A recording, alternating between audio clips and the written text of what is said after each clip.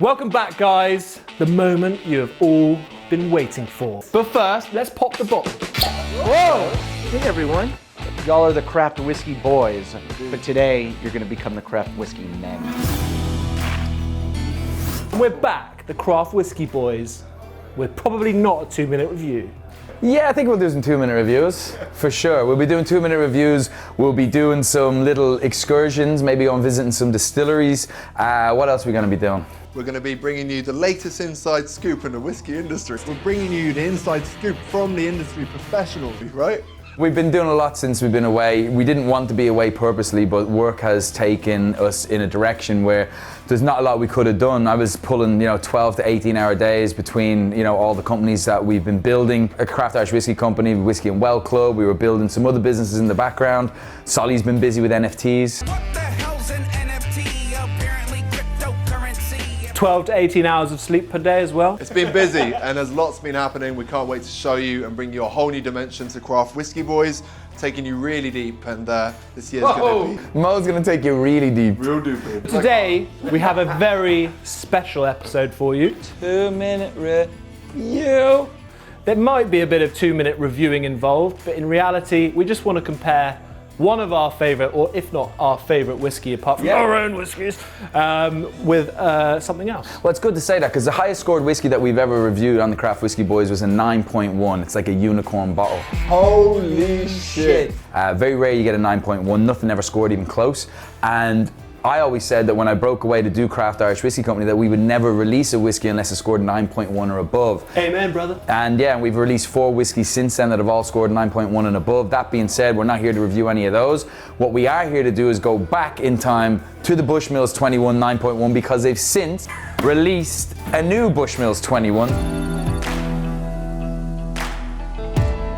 So what we've done, and no one's done before that we've seen online, is we're going to review the old Bushmills 21 that we scored 9.1 against the new Bushmills 21 and see if it stacks up. Because here's the thing, I'm not sure if it will or won't, but what I am sure of is that it's physically and virtually impossible to be able to make these similar, because they made a release, so there was a certain amount of casks that had reached a certain age at Bushmills. Those casks had all imparted the flavour into the whiskey. It's very difficult, if not impossible, to recreate that, because at what time you pull from the barrel, the flavours those particular casks imparted, the seasons that particular whiskey went through would be drastically different than something that was released maybe 5 or 6 years later. So it'll be interesting to see if this is better, if it's different, or where it's at. So I'm excited. In short, all casks are different.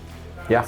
No one's the same, so let's get to it. But we're not going to be doing it by ourselves today, guys. We're going to bring in someone who I rate highly from his perspective as a palate. He's one of, if not the top, one of the top whiskey writers and spirit writers in the world. Currently one of the senior contributors at Forbes, at Bloomberg. Travels the world daily. Every time I ring him, he's somewhere else really cool. Let me just introduce him, let me bring him in. But first, let's pop the bottle. Whoa! Hey! What was all this one of the best whiskey writers talk? One of? We're going to blind taste. We're going to walk off camera, have someone come fill these up. We're going to come back not knowing what's what, and let's go.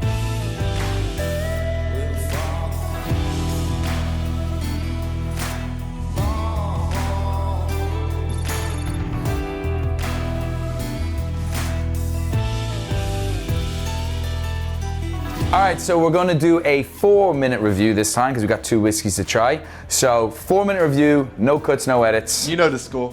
Let's bring in Jamie and make that shit official. Ooh, time starts, boys and girls. You guys got a production budget for this shit. Indeed we do. That's right. We had one guy who was on like 100K. We got rid of him though. He just did the clapper.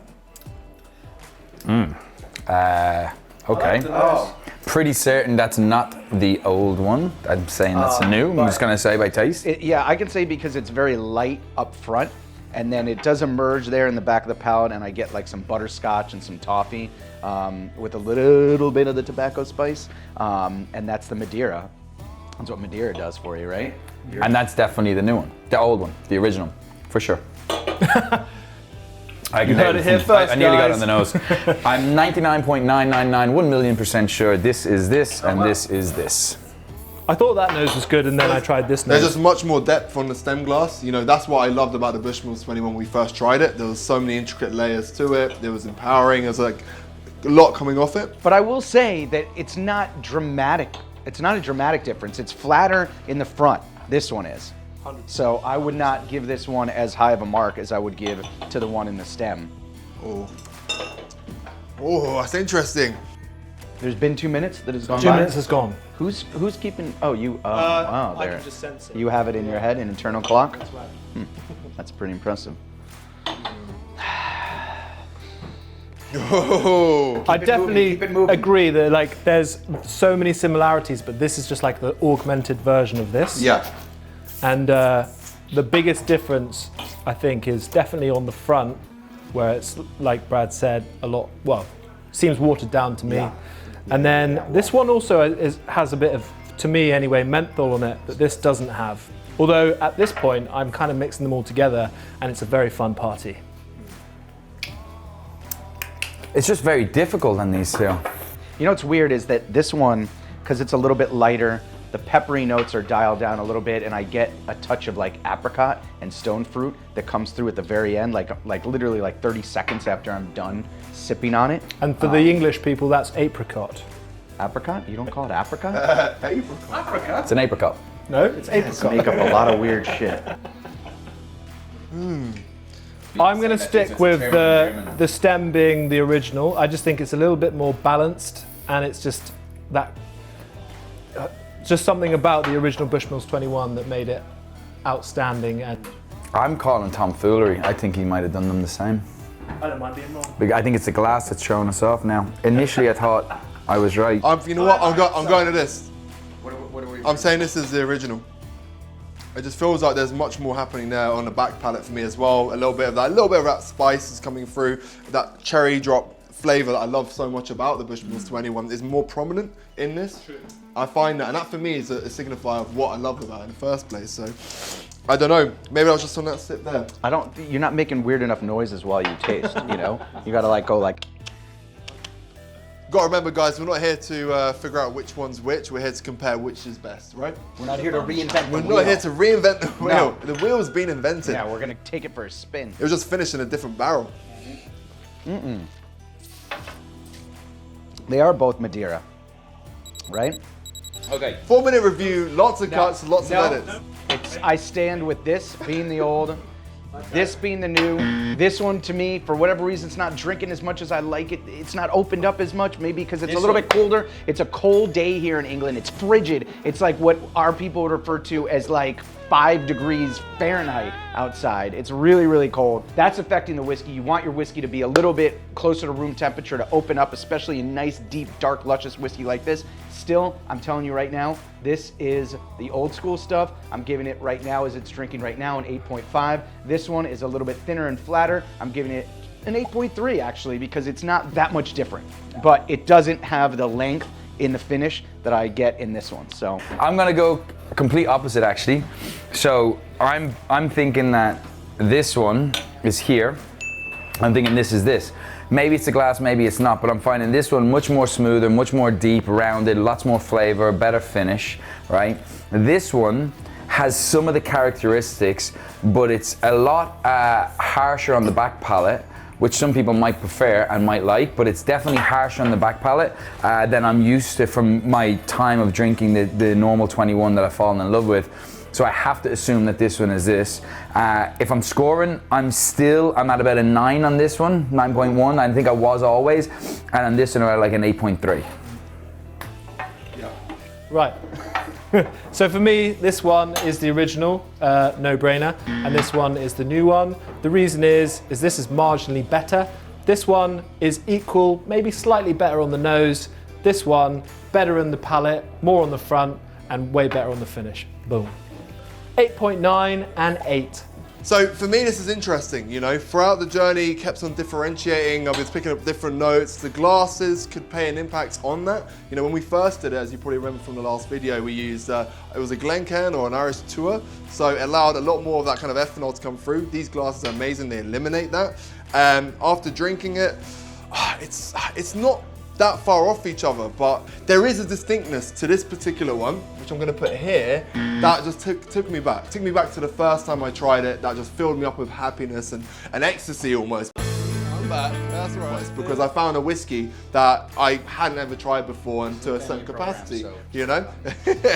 But it isn't much in between. You know, I think this has much more of a profound profile on the back palate and on the finish. This seems a bit weaker. It's as if they just watered it down somewhat. So I'm gonna score 9 and 8.5 on this one in particular.